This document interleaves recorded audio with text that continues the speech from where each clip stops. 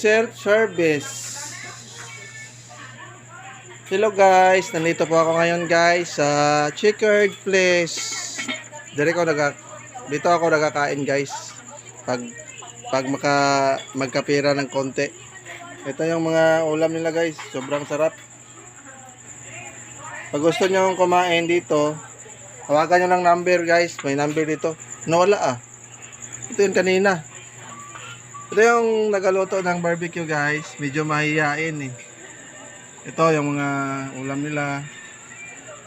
May short order sila guys.